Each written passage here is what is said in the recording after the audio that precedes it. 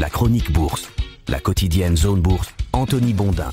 Hello tout le monde, bienvenue dans ce point de marché Zone Bourse du jeudi 13 novembre 2025. Ça s'appelle Ce matin, est-ce que les valeurs ennuyeuses vont se venger en bourse ? Record, les indices actions continuent à grimper, ils sont galvanisés par la fin du blocage budgétaire aux États-Unis, mais le moteur technologique connaît quand même quelques ratés puisque dans cet océan de verre, le Nasdaq a enquillé 4 baisses sur les 5 dernières séances. C'est l'occasion de revisiter le thème de la rotation. La pluie de record s'est donc poursuivie sur les bourses mondiales qui ont quasiment toutes clôturé en hausse. Et même le CAC 40 français y est allé de son petit pic historique en franchissant pour la première fois la barre des 8280 points en séance. Le supplément d'âme, il a été fourni par les valeurs bancaires qui ont repris leur couronne de meilleurs secteurs de l'année en Europe après avoir marqué un petit peu le pas en septembre et en octobre. Et si le CAC 40 a défriché hier de nouveaux territoires, il le doit notamment à Société Générale et BNP Paribas. D'ailleurs, c'est pas tellement étonnant que les indices du vieux continent les plus performants cette année, c'est-à-dire le FTSE MIB italien et l'IBEX espagnol, soient truffés de valeurs bancaires. Alors si l'Europe brille grâce à la banque et à l'industrie, faute de secteur technologique digne de ce nom en bourse, Wall Street s'est plutôt appuyé, vous le savez, sur les entreprises liées de près ou de loin à l'intelligence artificielle pour rebondir après le creux du début du printemps.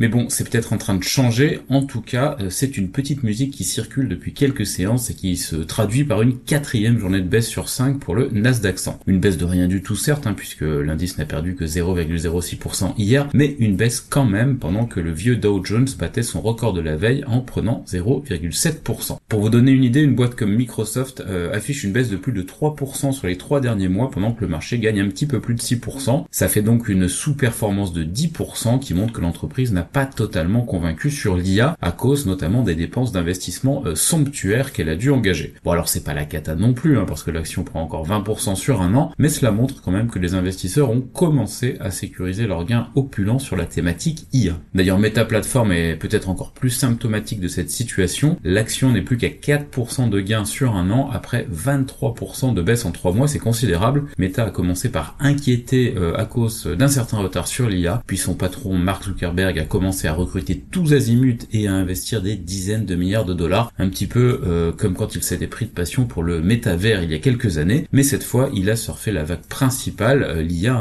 ce qui a permis au titre de tripler en 2023 avant de gagner 65% de plus en 2024. Alors depuis c'est moins marrant et la Dream Team IA de Meta, recrutée chez la concurrence à grands coups de millions, s'est retrouvée confrontée à ce qui ressemble à un bon vieux plan social. D'ailleurs le grand gourou maison de l'IA, pas Mark Zuckerberg, Yann LeCun, et même sur le départ, dit-on, en tout cas c'est une rumeur qui circule depuis quelques jours. La question qui se pose désormais, c'est de savoir si la sécurisation des bénéfices va entraîner une rotation plus marquée du marché en faveur des secteurs décotés. C'est un petit peu le serpent de mer de la dernière décennie en bourse. Est-ce que les investisseurs vont lâcher leurs chères valeurs technologiques qui font gonfler les portefeuilles depuis 2009 pour revenir sur des entreprises ennuyeuses? Alors oui, je sais, il y a eu 50 phases de ce type ces dernières années et la plupart n'ont abouti à rien. Quelques-unes ont quand même entraîné une surperformance temporaire des actions que les gens raisonnables appellent value et que les autres appellent barbantes. L'épisode le plus marquant étant celui de 2022. Je vous rappelle qu'en 2022, le Nasdaq a perdu le tiers de sa valeur pendant que l'archétype de l'investissement à l'ancienne, le conglomérat Berkshire Hathaway de Warren Buffett, prenait 4%. D'ailleurs, chez Zone Bourse, on a un indicateur maison pour pister ces rotations. Il s'appelle le Papy-Papes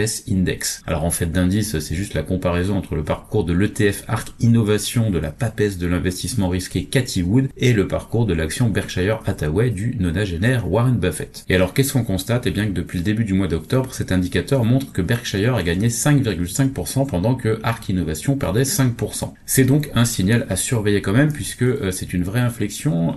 Si je prends les cours depuis le début de l'année, la papesse bat le papy à plate couture, 42% de hausse pour ARK Innovation contre 11% de gain pour Berkshire Hathaway, mais donc on a une tendance qui est un petit peu en train de s'inverser actuellement. Alors pour les plus curieux, je signale quand même que depuis le 1er janvier 2022, c'est-à-dire en intégrant à la fois le plongeon des valeurs technologiques et le boom de l'IA, Berkshire Hathaway a progressé de 70% hors dividende. Le Nasdaq, lui, sur la même période, il a gagné 55% et ARK Innovation est en baisse de 13%, comme quoi il faut quand même garder un œil sur les valeurs ennuyeuses. On revient sur l'actu du jour qui est dominée par la signature de la fin du shutdown par Donald Trump après le vote en ce sens de la Chambre des représentants. Le redémarrage des administrations fédérales qui ont été affectées va commencer. En revanche, ne seront pas prêtes pour publier aujourd'hui les chiffres de l'inflation d'octobre, dont l'annonce est reportée. Dans le domaine monétaire, Kevin Hassett, le directeur du Conseil économique US, s'est déclaré officiellement comme prétendant à la succession de Jerome Powell à la tête de la Fed. Pour renforcer sa candidature, il a annoncé dans la foulée être partisan d'une grosse baisse de taux en décembre. En voilà un qui connaît les arguments qui émeuvent le patron.